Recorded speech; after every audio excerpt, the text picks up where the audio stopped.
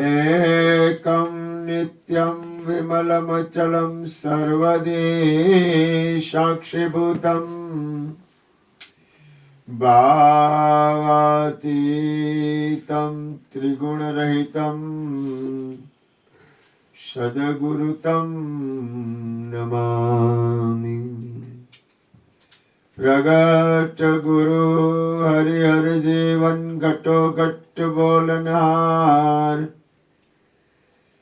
Ladle लाल कहे हुअन मारू तजे,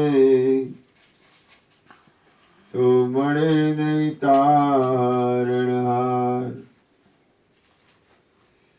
मेरा मुझ में कुछ नाई, जो कछु है सो तेरा, तेरा तुझको सौंप दिया, अब क्या लगेगा मेरा।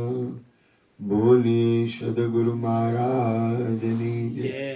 अपने अपने गुरु महाराज ने जय।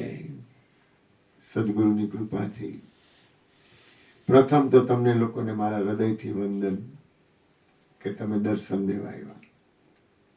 કૃપા આ વિશ્વમાં સદગુરુ મહારાજની કૃપાથી કોઈ પણ સંત, કોઈ પણ મહાપુરુષ અથવા કોઈ પણ હોય, એ લોકો એ એક લક્ષણ દરેકની પાસે છે અને એ છે મનુષ્ય શરીર, માનવ શરીર. કોઈ પણ હોય, યાદ રાખો અને ધ્યાન આપો.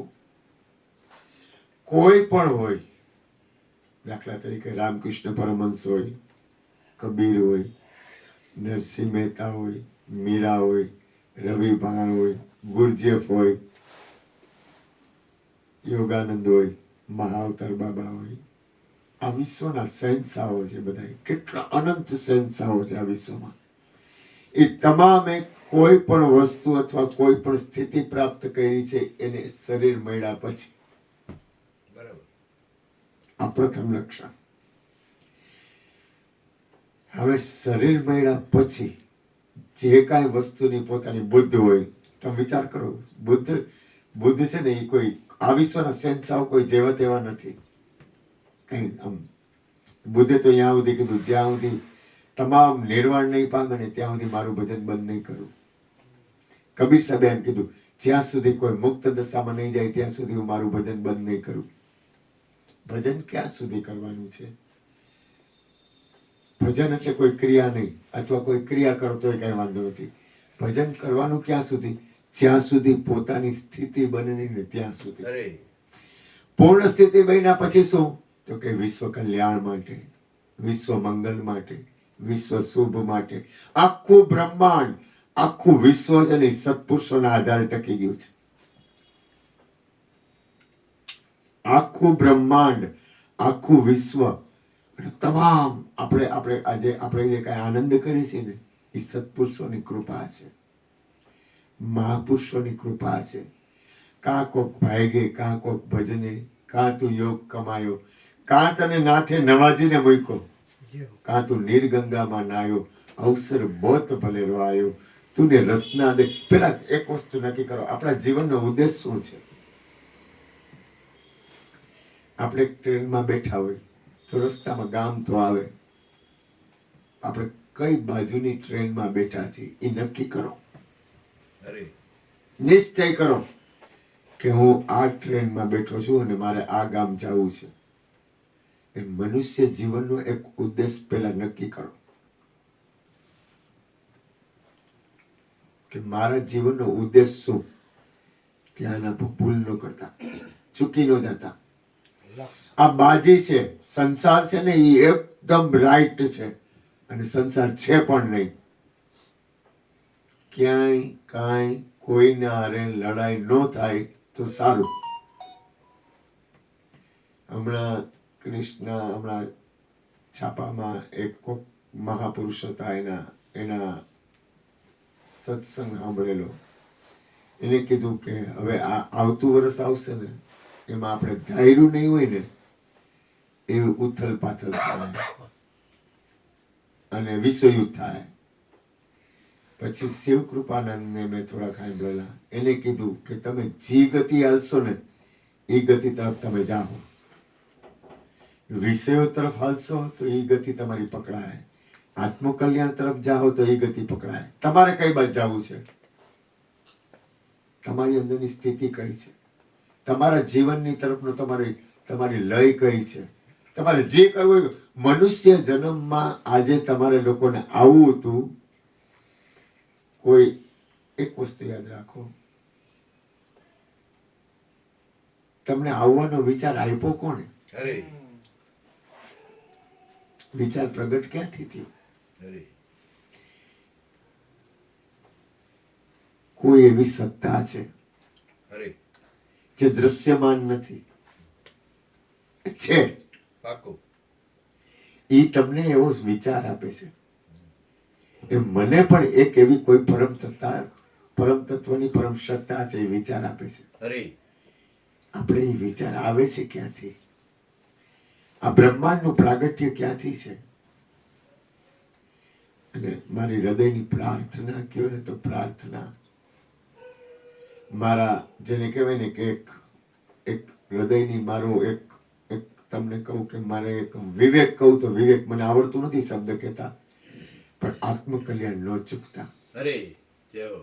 સંસારમાં હમણાં એક સત્સંગ મેં સાંભળેલો, એમાં એમ કીધું કે તમે સંસાર માટે સત્સંગ છોડી દેવો, પણ સત્સંગ માટે સંસારને છોડશો નહીં.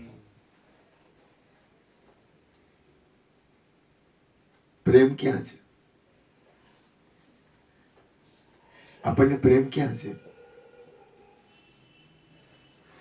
હું ઘણી વાર, મને તો મારું સત્સંગ તો સાંભળેલું હોય ગુરુ કૃપાથી, પણ હું ઘણી વાર કહું, સવારથી સાંજ સુધી તમે મહેનત કરો, દરજી કામ કરતા હો, બીજું કોઈ કામ કરતા હો, જે કાંઈ કરતા હો, સાંજે પૈસા ન મળે તો કામ કરો નહીં. તો આ મનુષ્ય જન્મ આપણો વિખાઈ જાય અથવા મનુષ્ય જન્મની સફળતા ન થાય તો મનુષ્ય જન્મ શું કામનો? તો પ્રથમ પેલું આપણું ધ્યાન, આપણને સંપૂર્ણ સ્વતંત્રતા આપી છે. તમારે આવવું હતું એટલે તમે આવ્યા, એનો અર્થ એ થયો કે તમે સ્વતંત્ર છો. કદાચ તમારે ન આવવું હોય, અનિલભાઈને ફોન કર્યો તો પણ એનાથી નીકળી હગાણું હોય કે ન આવ્યા, તો એ સ્વતંત્ર છે ને. એનો અર્થ એ થયો કે પરમ તત્વ એક મૂળ એક સત્તા છે, ઓટોમેટિક. રામકૃષ્ણ પરમહંસે કીધું એક સત્તા ઓટોમેટિક છે. અહીંયા નામ રૂપ ગુણ કાંઈ છે જ નહીં. એ ઓટોમેટિક સત્તા છે. તમારું ધ્યાન, તમારી અંદરનું હાલવું, કાંઈ છે નહીં હો, અને કાંઈ નથી એવું કાંઈ નથી. ઉલટ સુલટ પર ભી वो तो અમૃત ગંગા હૈ. તમારી, હું તમને કહું કે આપણી પાસે જે કાંઈ હોય, જીવ હોય, આ ભગવાન થોડીક ફરજની વાત કરી કે અમારે 12:30 ખીલે બંધાઈ જવું પડે, પણ ખરેખર કાંઈ ફેર પડે એવું નથી. ભૂલ ન કરતા.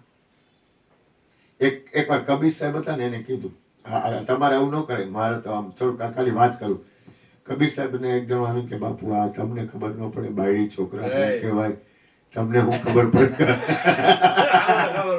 કબીર સાહેબ ને કે તમને કે કઈ ખબર ન પડે, તમે છોકરા કર્યા નથી, બાયડી કરી નથી, તમારે કઈ લેવા નહીં દેવા, તમારે કે જો નહીં બેંકમાં ખાતું, નહીં ઘર, નહીં બાર, નહીં બાયડી, કપડા દાનમાં મળી જાય, ખાવાનું દાનમાં મળી જાય, બધું મફત આવે તમારે, અને તમારે કઈ ઉપાધિ નહીં કે અમારે કે આ બધું જોઈ કે કેટલું હોય કે તમને ખબર પડે.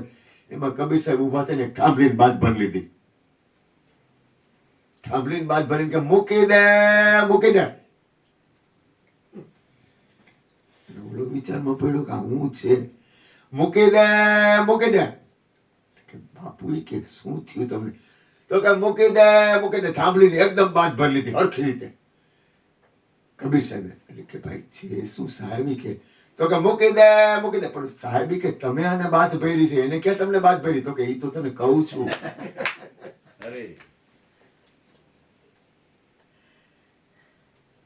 કહેવાનો સાર આટલો જ છે. એ કે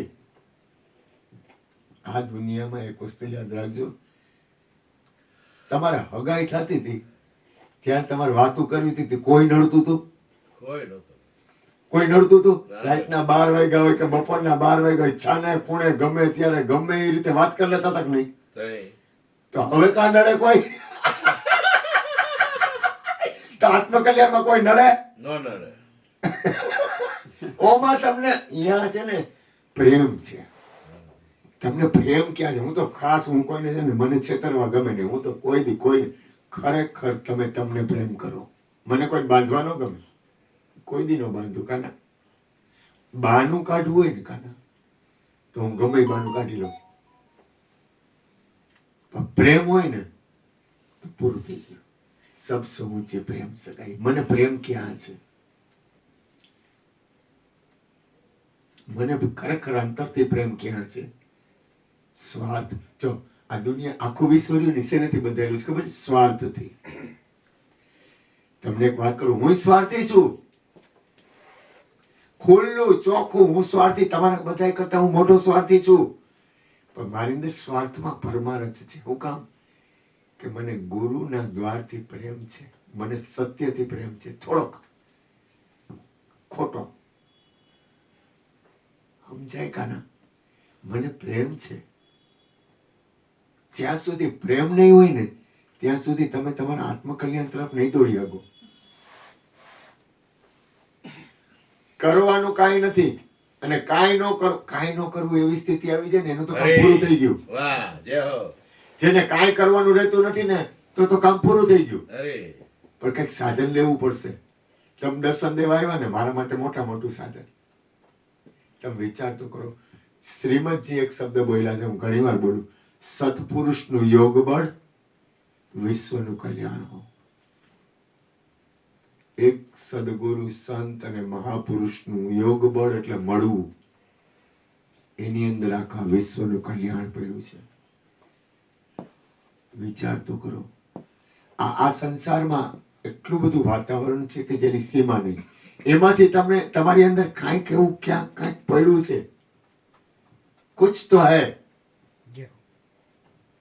તો તમે દર્શન દેવા આવ્યા. ક્યાંક જો મનુષ્ય શરીર છે ને એ દરેક મુક્તિનો અધિકારી છે. હા એમ મુક્તિ આવી એ કે મુક્તિ તો મુક્તિ નથી. હમણાં થોડીક વાર આવે કઈ વાંધો નહીં ને. માજી છે અમારે, માજી ઘરવાળીનો ફોન નો આવે, માજીનો ફોન આવે. માજી આ જો માં છે ને, માં દેખાડું તમને. જો ઓય બાપ રે, એ યોગા આનો કેમ પહોંચ્યો? આ બધો પ્રસંગ ફરિયામાં ગોઠવી દેવાનું, બધું કમ્પ્લીટ. બાબુ વાહ વાહ. હા બેટા થોડો પાછો આવ્યો. આ એને કહી દે હમણાં આવું થોડી વાર. યાદી આપી દે, હેરાન ન થાય. હમણાં આવું છું થોડે ઘરમાં.